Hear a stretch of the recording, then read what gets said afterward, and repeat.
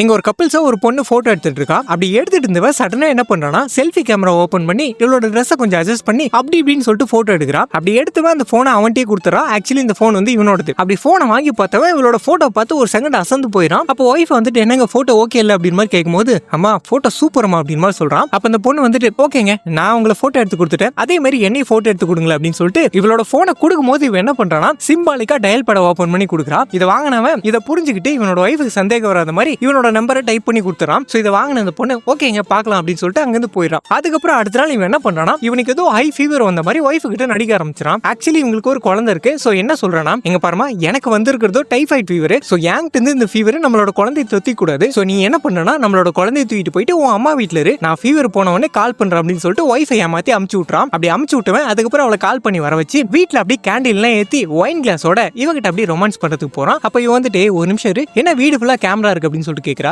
அதுவாமா, அது ஒன்றும் பிரச்சனை இல்லை, நான் முன்னாடியே எல்லா கேமரையும் ஆஃப் பண்ணிட்டேன் அப்படின்னு சொல்றான். ஓ ஆஃப் பண்ணிட்டியா, அதுவும் நல்லதா அப்படின்னு மாதிரி சொல்றா. சரி நம்ம அப்படியே பெட்ரூம் போலாமா அப்படின்னு சொல்லும் போது அப்போ இவன் என்ன சொல்றானா, ராஜா இப்ப நீ போக வேண்டியது பெட்ரூமுக்கு இல்ல ஹாஸ்பிட்டலுக்கு தங்கும் அப்படின்னு மாதிரி சொல்றா. என்னன்னு பார்த்தா இவன் சொன்ன அடுத்த செகண்டே இவன் தலையெல்லாம் கிருகிருன்னு சுத்தி மயக்க போட்டு அங்கேயே விழுந்துறான். என்னன்னு பார்த்தா இவன் வந்துட்டு ஒயின்ல ஏதோ கலந்துட்டா போல. சோ அவ்வளவுதான், இவன் அங்கேயே மட்டையாயிர. அடுத்த நாள் காலையில இவன் ஒய்ஃப் வந்து எழுப்புறா, எங்க எழுந்துருங்க வீட்டை யாரோ கொள்ளையடிச்சிட்டு போயிட்டாங்க அப்படின்னு மாதிரி எழுப்புறா. என்னன்னு பார்த்தா அவ எல்லாத்தையும் திருட்டு போயிட்டாள். அடிது அடி பாவி அப்படின்னு மாதிரி சொல்லும்போது என்ன அப்படின்னு சொல்லிட்டு கேட்கறா. ஒன்னும் இல்லம்மா ஒன்னும் இல்ல நேற்று நைட்டு டேப்லெட் போட்டு நல்லா தூங்கிட்டேன், ஸோ அதனால எனக்கு எதுவுமே தெரியலமா அப்படின்னு சொல்லும்போது ஒன்றும் பிரச்சனை இல்லை விடுங்க, நான் போலீஸ் கால் பண்றேன் அப்படின்னு சொல்லிட்டு போறா.